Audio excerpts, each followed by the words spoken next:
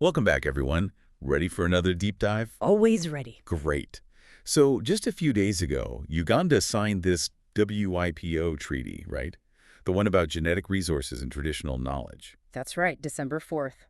It's a pretty big deal. Yeah, I was reading the source material, and honestly, at first I was kind of like, okay, but what does this actually mean for, like, everyday people? Right, it can seem a bit abstract. Yeah. But then I realized, whoa, this has huge EG implications. We're talking about indigenous communities, pharmaceutical companies, even, like, the stuff we buy at the store. Absolutely. This treaty has been in the works for, like, what, 24 years? 24 years. The World Intellectual Property Organization, WIPO, has been trying to figure out this really complex issue.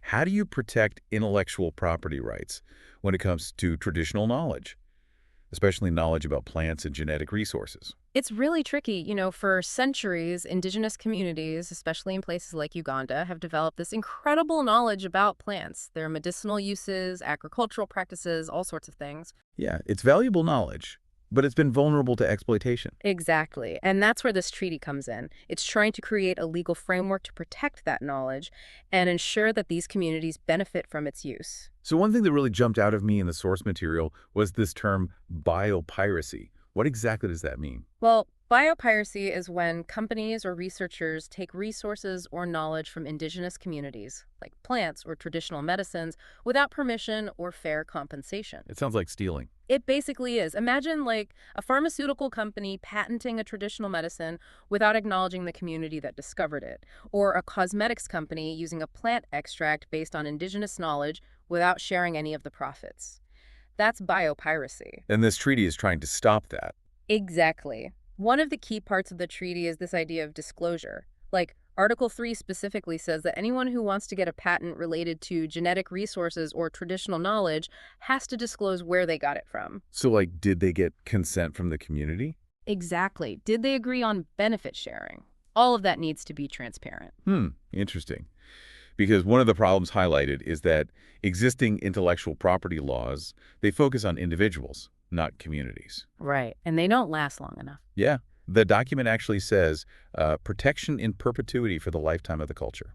That's a big shift in thinking. It recognizes that traditional knowledge isn't just something you invent and then patent. It's something that's passed down through generations. It's part of a community's cultural heritage. So how does this treaty actually work in practice? Like if a company does try to patent something based on traditional knowledge without consent, what happens? Well, Article 5 of the treaty talks about sanctions and remedies. It encourages countries to put legal mechanisms in place to punish biopiracy. So real consequences. Yeah, it could be things like fines, having their patents revoked, or even criminal charges in some cases. Wow. Okay, so there are some teeth to this treaty. Now, there's also this whole section on setting up information systems, Article 6. What's that all about? So the idea is to create databases and information sharing platforms that can help patent examiners figure out if an invention is truly new or if it's based on existing traditional knowledge. That makes sense. Otherwise, how would they even know? Right. So this could involve documenting traditional practices, cataloging medicinal plants, really recording the knowledge held by different communities. So it's like creating a record of this knowledge to protect it. Exactly. And to make sure that it's recognized and valued within the intellectual property system. This is huge.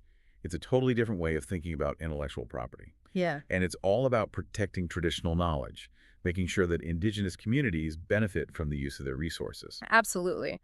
But it's important to remember that this treaty focuses on patents, and patents are just one form of intellectual property, right? Oh, right. So the question is, what about other forms of intellectual property? Like, how do we protect traditional cultural expressions? Things like music, art, stories. Yeah, that's a whole other can of worms. Exactly. How do we prevent those from being exploited? That's something that's still being debated, and it's something to keep in mind as we see this treaty come into force. Wow. So much to think about. There is. It's a really complex issue, but it's so important. It makes you think about how we value and protect knowledge in a globalized world. Totally. Well, thanks for diving into this with me. It's been really insightful. My pleasure. Always happy to explore these complex topics, and hopefully our listeners will continue the conversation. For sure. We'll catch you all next time for another deep dive.